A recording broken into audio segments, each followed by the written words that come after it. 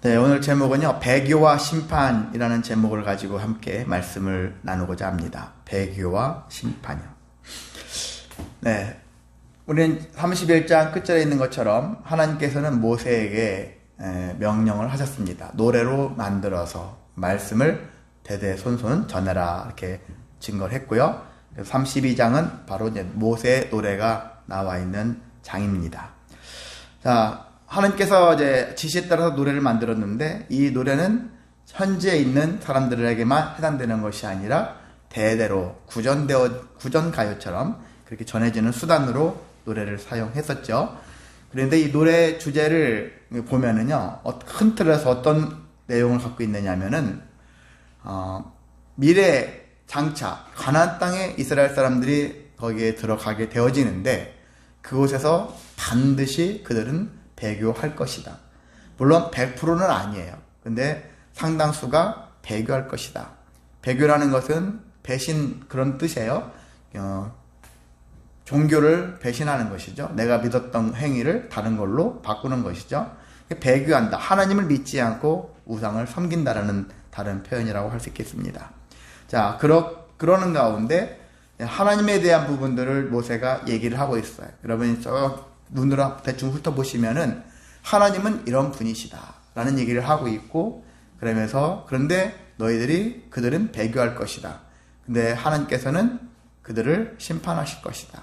어떤 식으로 심판하실 것이다 하는 내용들이 모세의 노래의 그런 주제라고 할 수 있습니다.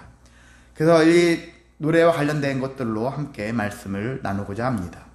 자, 노래의 말씀은 얼마나 중요한 일인가. 이 노래의 말씀은 그냥 어떤 사람이 갑자기 영감이 딱 와서 어떤 작곡가들이 막 순간순간 막 떠올라가지고 작곡했는데 속된 말로 대박난 그런 노래들이 가끔 있거든요. 그런 것이 아니라 여기는 하나님의 말씀에 따라서, 그 말씀에 따라서 노래가 만들어졌다는 것을 알 수 있고요.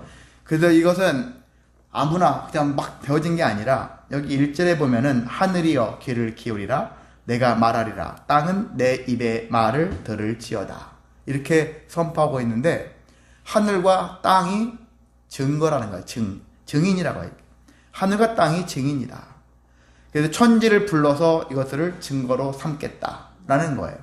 그냥 저절로 그냥 갑자기 뚜다닥 그냥 후다닥 만들어진 게 아니에요. 그냥 만들어진 게 아니라 다 하나님의 뜻을 가지고 만들어진 것이기 때문에 모세의 노래는 그래서 증거의 노래다. 하늘과 땅이 증거하는 노래다. 그렇게 얘기를 할 수가 있습니다. 그런 의미는 어떤 의미를 갖고 있냐면은, 이 노래는 바뀌지 않는다는 거예요. 이건 잘못된 거네. 가사가 바뀌어지고, 그럼 다른 내용이 바뀌어지고 하는 그런 것이 아니라, 한번 정해진 이 노래는 불변이다. 그냥 변함없이 가는 것이다. 여러분, 하나님의 약속은 어떤 특징이 있어요? 불변이라는 거예요. 바뀌지 않는다라는 거예요. 약속의 형태는 바뀌어질 수 있어요. 구약에서 제사 형식 같은 것들이 신약에서 오늘날 같이 이렇게 바뀌어질 수 있는 것이 있지만, 그 본질은 바뀌어지지 않는다는 거예요. 구원의 방식은 같아요. 구원은 같아요. 그런데 구원의 방식은 구약에서 말하는 방식과 신약에서 말하는 방식은 차이는 있겠죠. 근데 그 본질은 같다라는 것을 알 수가 있습니다. 그런 차이에서의 불변성을 얘기하고 있습니다. 그만큼 하늘과 땅, 믿지 않는 사람들이 나 하늘을 두고 맹세 이러지 않습니까? 하늘과 땅, 온 천지 두고 맹세하겠다, 이렇게 얘기를 하는 것처럼 그만큼 이건 나는 중요하다, 이렇게 강조할 수 있는 것이죠. 그래서 이 노래의 말씀은 중요한 내용을 담고 있다라고 얘기를 하고 있는 것입니다.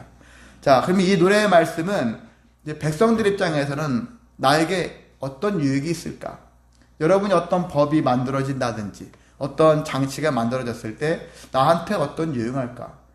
하물며 냉장고도 있으면 냉장고 우리 집에 어울릴까? 내가 쓰는 용도에 맞을까? 나한테 유익할까? 그거 고민하지 않겠습니까? 그런 것처럼 모세의 노래는 나에게, 이 백성들에게 어떤 유익이 있을까? 그런 것들을 생각할 때 2절에 보면은 내 교훈은, 사실 모세의 교훈은 하지만은 하나님께서 영감을 주셨기 때문에 하나님이 주신 거예요.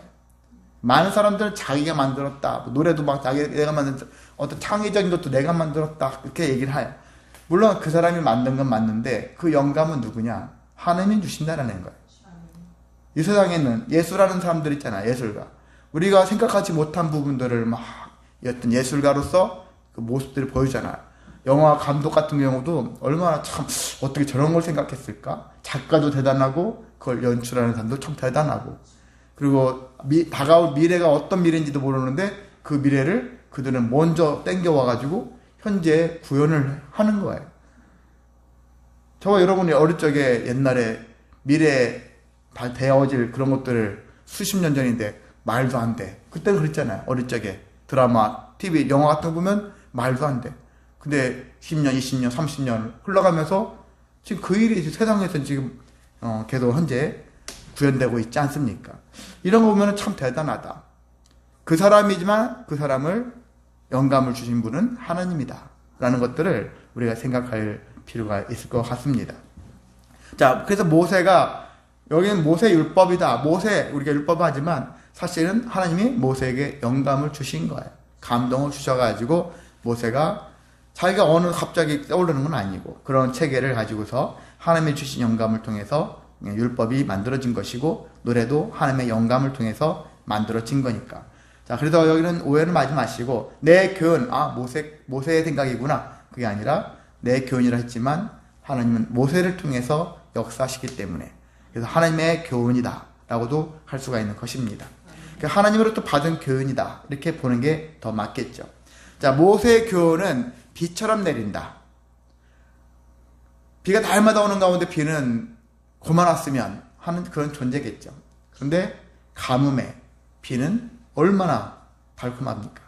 비처럼 내린다는 거예요. 그리고 내 말은 이슬처럼 맺힌다.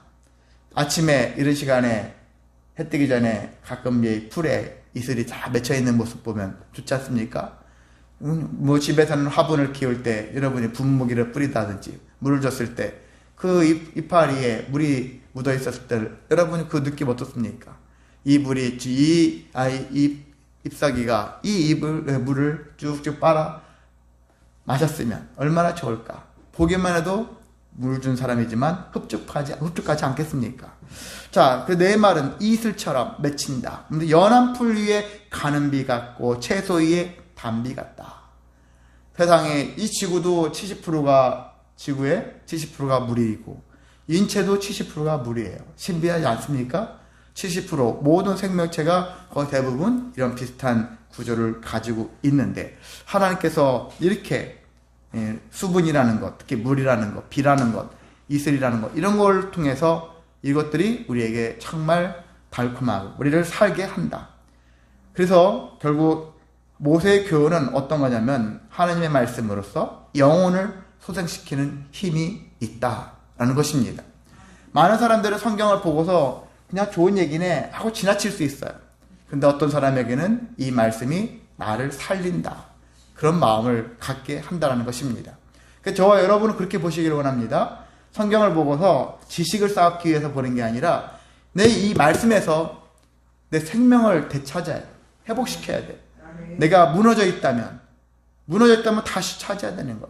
다시 살기 위해서 이 말씀을 붙잡아야 한다는 것입니다. 육체가 무너졌든지 영혼이 무너졌든지 정신이 무너졌든지 어떤 상황이든지 간에 무너졌다면 다시 회복시켜야 된다. 말씀으로 회복시켜야 되겠다. 세상에서 병원도 가고 상담사도 만나고 수많은 사람들을 만나겠죠. 그를 통해서도 여러분 도움을 받을 필요는 있어요. 근데 근본적으로 우리는 하나님의 도움이 필요하다는 것이고 그 하나님의 도움의 구체성은 말씀에 있다라는 거예요.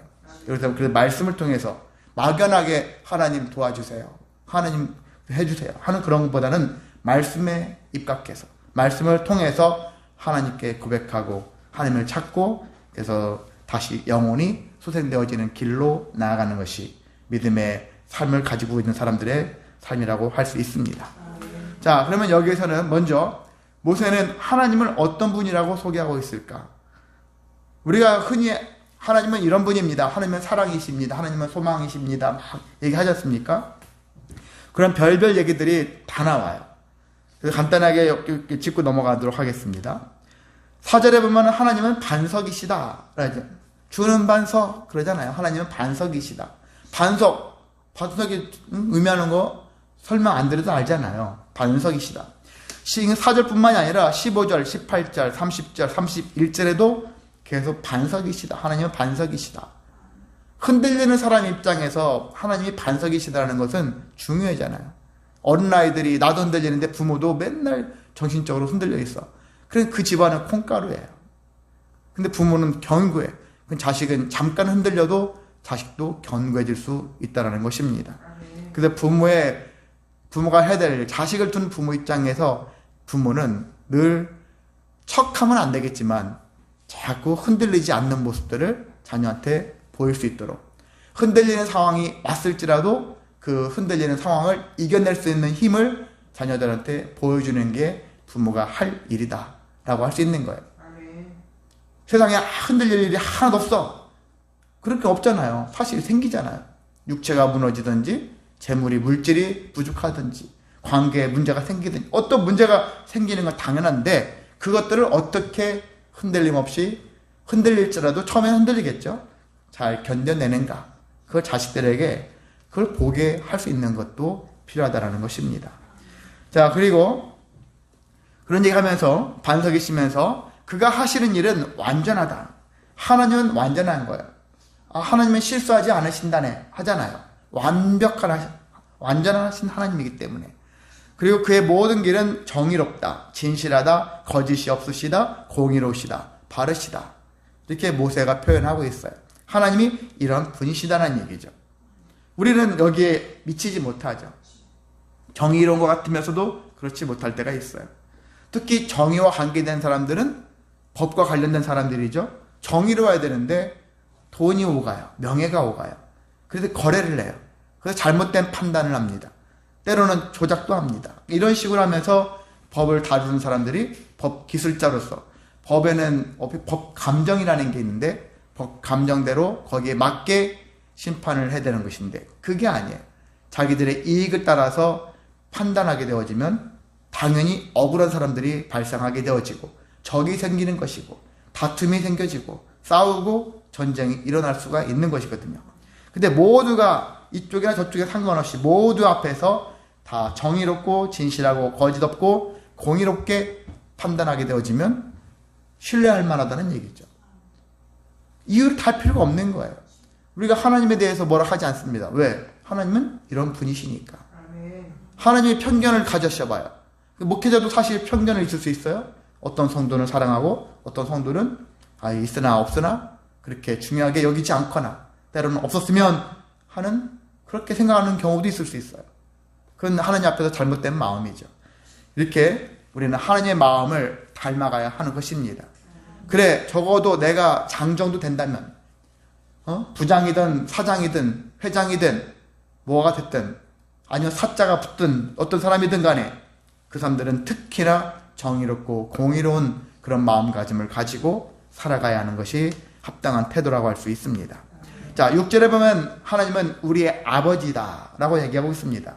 우리 아버지처럼 부모님처럼 자녀를 돌보시는 하나님이다 라고 할 수 있는 것이죠. 그냥 술만 먹고 노름이나 일삼는 그런 예전에 그런 아버지가 아니라 정말 인자하고 자유롭고 자녀가 제대로 된 모습으로 성장하기를 바라는 그 진정한 부모의 모습을 여기 담고 있다고 할 수 있습니다. 우리를 지으신 하나님, 그리고 우리를 만드시고 세우신 아버지로서의 하나님을 모세가 얘기하고 있는 것이죠. 자, 10절에 보면은 하나님은 황무지, 광야 이런 길에서도 만나주시는 분이다. 황무지와 광야가 뭘 의미합니까? 인생을 살면서 막장에 다다른 것 같은 인생이잖아요. 내 인생이 마치 여기서 이게 마지막이야, 끝난 것 같아 하는 그러한 현장 속에 있는 거예요. 육체가 이제 끝난 것 같아. 더 이상 내가 몸이 회복되지 않을 것 같아. 이런 상황. 그리고 뭐 사업적으로나 모든 게 다 망한 것 같아. 끝난 것 같아. 이런 상황을 얘기할 수 있겠지 않습니까? 근데 이런 상황에서도 하나님을 만나주셔서 우리가 흔히 알 광야에도 사막에도 길을 내시는 하나님, 강을 내시는 하나님이다. 우리는 여기서 뭘 해? 그랬는데 하나님께서는 그런 환경에서도 길을 내시고 강을 만들어 주시는 분이시다. 살게 해주신다라는 거예요. 그러니까 어떤 환경에서도 내가 먼저 포기하지 말자. 그런 마음을 품어야 하는 것입니다.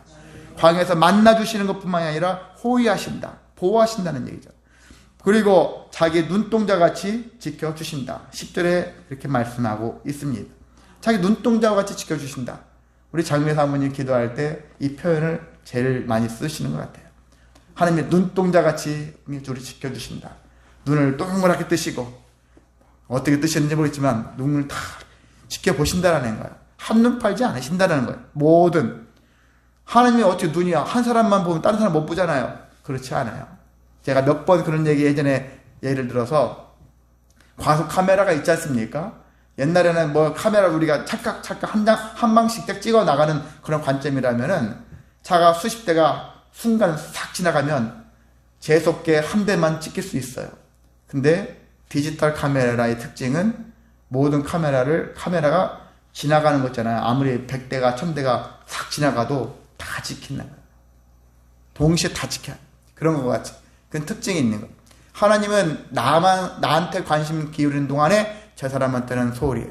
그런 게 아니라 모두에게 동일하게 다 관찰하시고 지켜보시는 하나님이시다. 이것들을 생각하셔야 돼요. 디지털 카메라도 대단하지만 하나님의 눈은 우리가 생각할 수 있는 그 이상의 엄청난 대단한 눈을 가지고 계신 분이십니다. 그 하나님이 모든 영혼들을 다 지켜보고 계시다. 그것을 믿으시기를 원합니다. 자, 11절에는 하나님은 당신의 백성들을 연단시키신다. 마치 독수리처럼 연단시키신다. 연단하게 합니다. 우리는 다시 듣기 싫어할 수 있는 소리예요. 연단이라는 말은 내가 지금 괴롭힘을 당하고 있는 고난의 상태거든요. 고난의 상태 누가 좋아합니까? 나는 아무 고생 없이 살고 싶어. 근데 고생 없이 오래 못 살아요. 제대로 못 삽니다. 쉽게 무너질 수밖에 없습니다. 연단이 필요해요. 이 땅을 살아갈 때는 그 누구든지 연단이 있을 수밖에 없습니다. 이미 사회가 세상이 그렇게 만들어져 있어요. 그러다 보니까 하나님도 내 자녀가 세상에 나가서 견디고 이기려면 연단을 잘 해야 된다. 그래서 저도 부모 된 자로서 자식들을 한없이 잘 다해주고 싶어.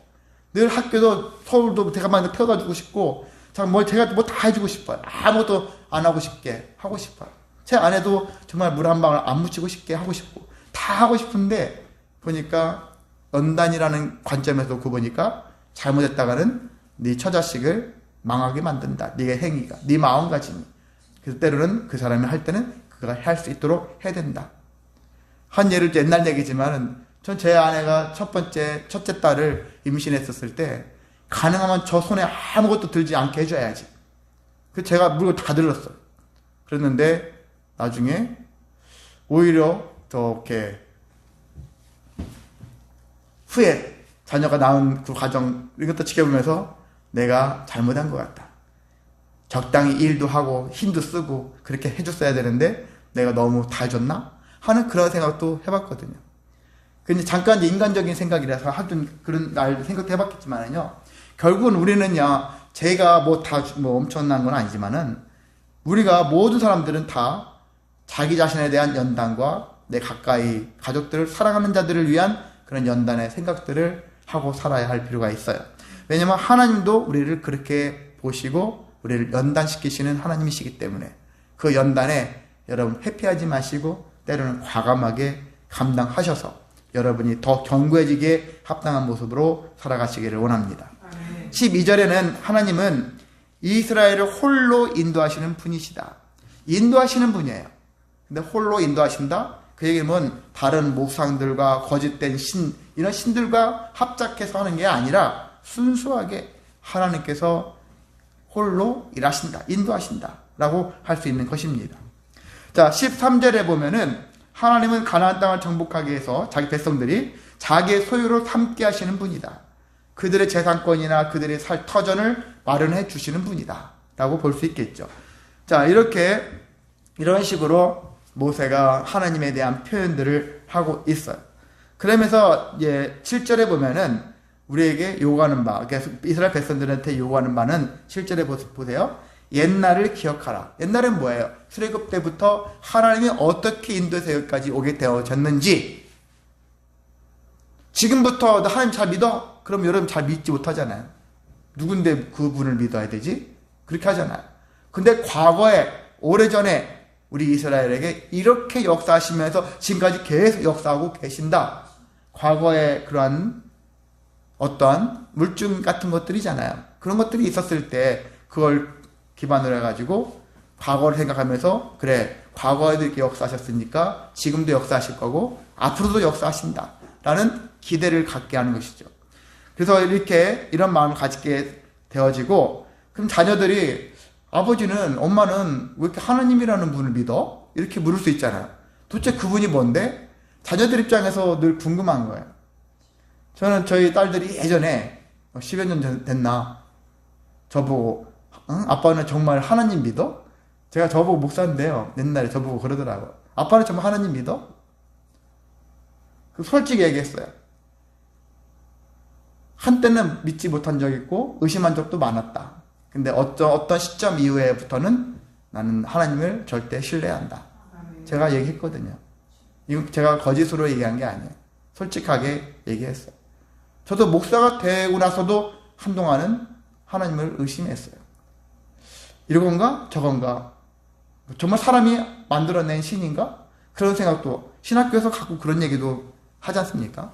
그런 것처럼 그런 생각을 해봤었는데, 제가 체험한 결과, 제 개인의 체험의 결과에 따르면은 제가 하나님을 온전히 믿게 되어졌다는 얘기죠. 아멘. 그렇게 되어져서 자녀들의 질문에 성실하게 답을 했습니다.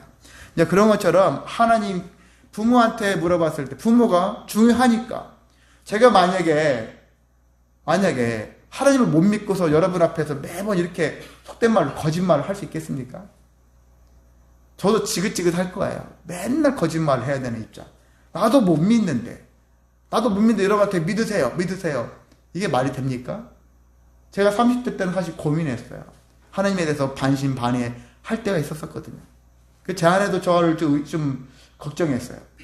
공부 열심히 해가지고 하나님 더 잘 전하라고 대학원을 보내놨더니 정작 맨날 대학원 수업하고 오면은 여보, 전 여보라는 표현 안 하는데 당신 말이야. 성경이 이게 이런 뜻이래. 믿음 없는 소리를 한다고 핀잔을 많이 들었거든요. 제가 그땐 그랬어요. 30대 때. 그런데 지나고 나니까 그게 아니었다라는 얘기죠. 그렇게 볼 수도 있고 저렇게도 볼 수 있어. 근데 그것이 저한테는 또 나쁜 거냐? 그게 아니에요. 당시로서는. 그게 왜 그러냐면요. 제가 만약에 50대, 60대에서 그 소리를 누가 와서 듣게 되어지면 그때 사춘기처럼 흔들릴 수 있어요. 근데 제가 이미 예전에 흔히 속된 말로 매를 먼저 맞은 거죠. 다 그때 흔들려 버린 거죠. 흔들렸지만 시간이 지나면서 이제는 흔들리지 않게 되었다는 거예요. 그러니까 누가 저보고 하나님은 거짓이야, 가짜야, 만들어낸 거야, 말도 안 돼, 무슨 역사야, 우연이지, 이런 식으로 막 한다 할지라도 저는 지금 흔들리지 않습니다. 그런 부분에 대해서 명확합니다. 그런 것처럼 저와 여러분도 모두가 하나님에 대해서 가끔은 의심할 수 있는 마음이 있겠지만 하지 마십시오. 시간 낭비고 에너지 낭비예요.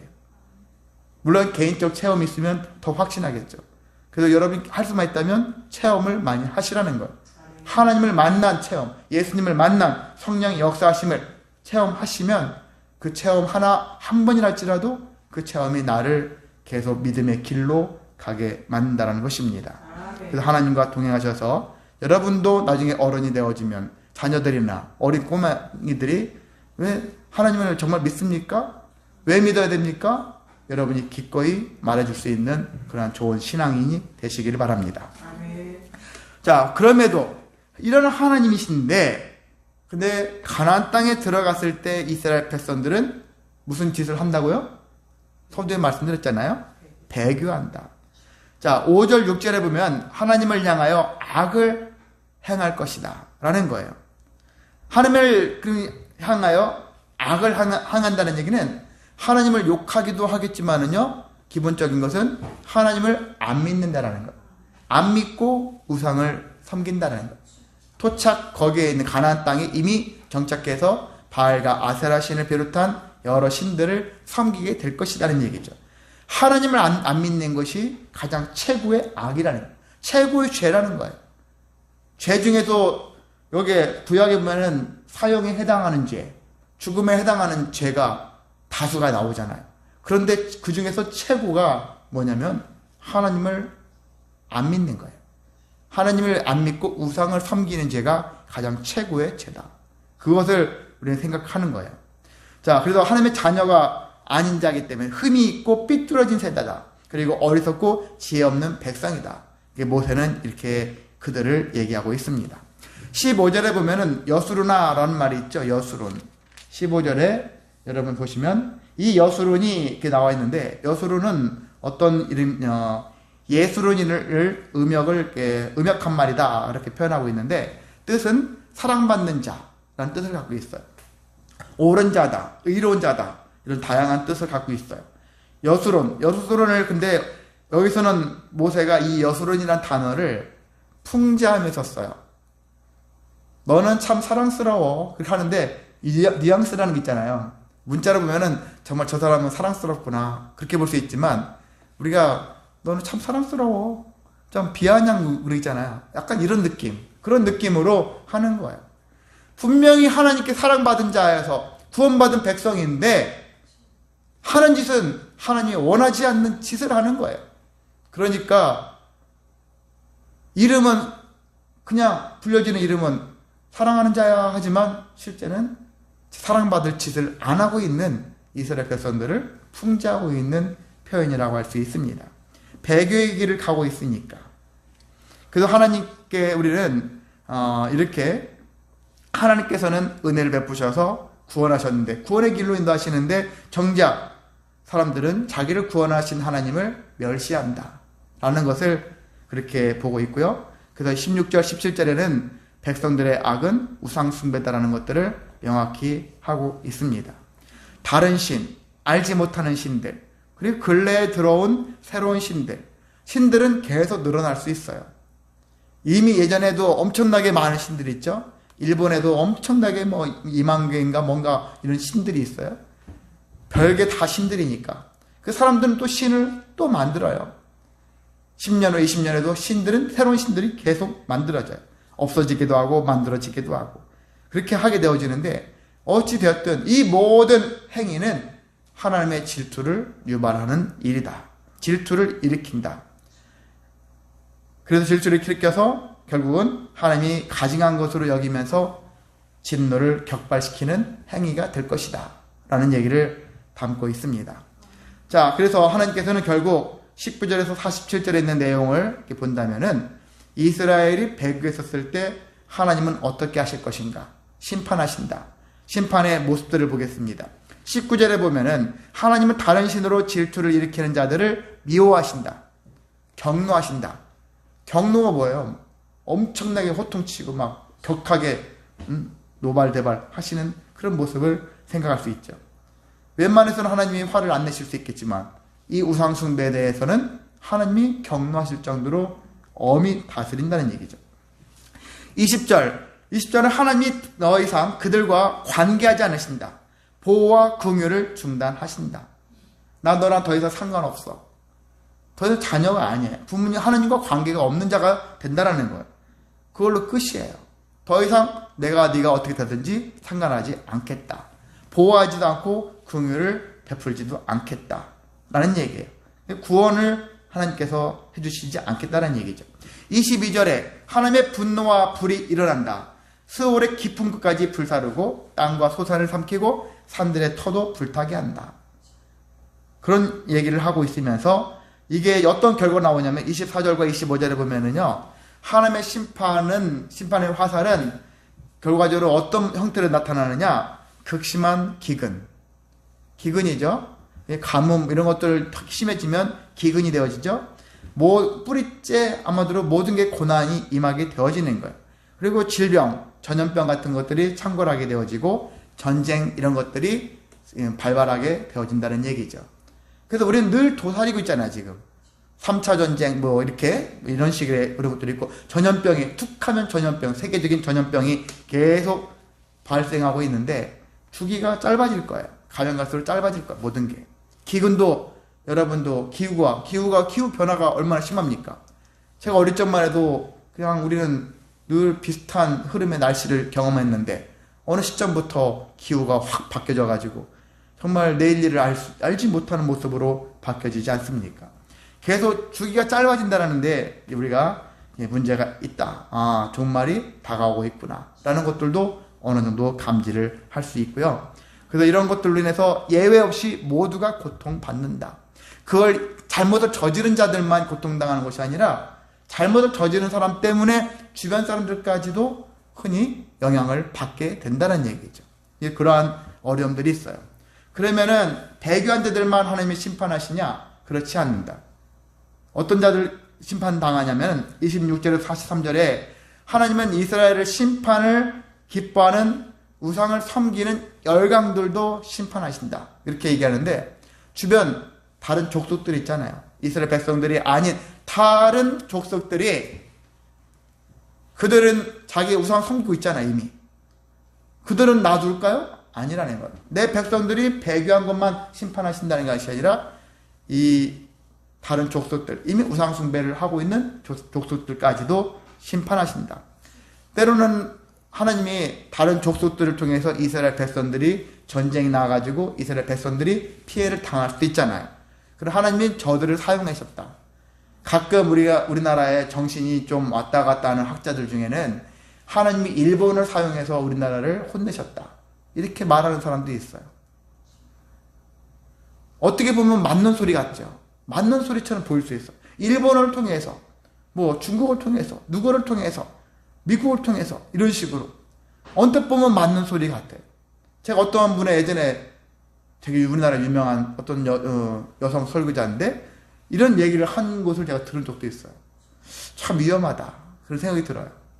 근데 왜냐면은요, 어떻게 보면은 그렇죠. 죄를 사용해서 우리를 정신 차리게 하셨다. 그렇게도 볼 수 있겠다 하지만은 여기에 보면은 그 열강들도 심판하셨다. 우상을 섬기는 그 나라도 심판했다라는 거예요. 그러니까 얘나 쟤나 배교하는 자들은, 우상 숭배하는 자들은 모두가 하나님의 심판의 대상자다라는 거예요. 이런 관점에서 우리가 하여튼 어떤 표현, 특히 목회자들이 설교를 아무렇게나 막 표현하다가 망한 설교가 될 수 있거든요. 하나님의 뜻이 아닌 잘못된 표현을 할 수도 있거든요. 물론 저도 종종 저도 모르게 잘못된 표현을 할 수 있어요. 말을 하다 보면은 헛나올 수도 있어요. 이제 그렇게 자기도 모르게 헛나올 수 있는 것들이 아니라 의도를 가지고 하는 그런 설교들은 조심해야 돼요. 특정한 자를 비호하기 위해서, 특정한 것들을 옹호하기 위해서 잘못된 설교를 하면 안 된다는 얘기죠. 의도를 가지고 하는 것이 문제죠. 고의성이 있다는 얘기죠.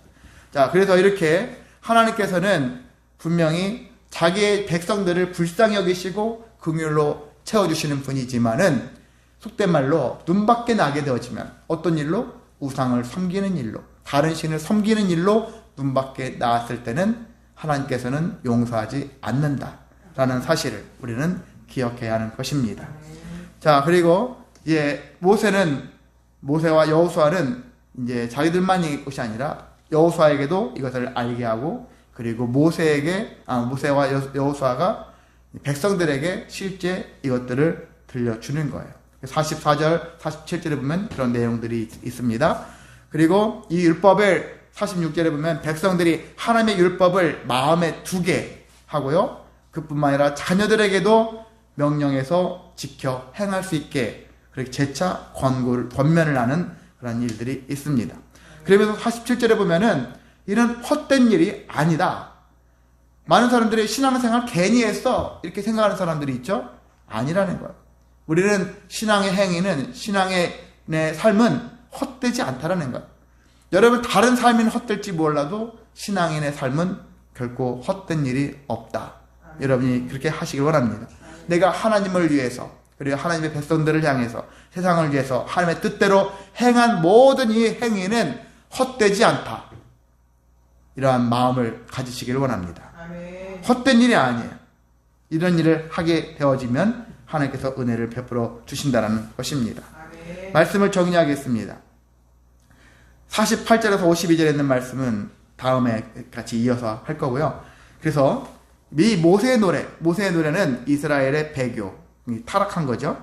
심판의 어떻게 보면은 좀 미래적으로 봤을 때는 하나님이 배교한 자들을 심판하시고 그렇게 힘들게 하신대. 하면서 우리의 미래는 깜깜하네. 가나안 땅에 들어가도 우리 이런 일을 당하겠네. 이렇게 생각하면서 우리의 미래는 깜깜해. 암울해. 이렇게 생각을 할 수 있겠어요. 그런데 하나님께서는 그 목적으로 노래를 만든 게 아니에요. 어떤 목적입니까? 타락을 미연에 방지하라는 거예요.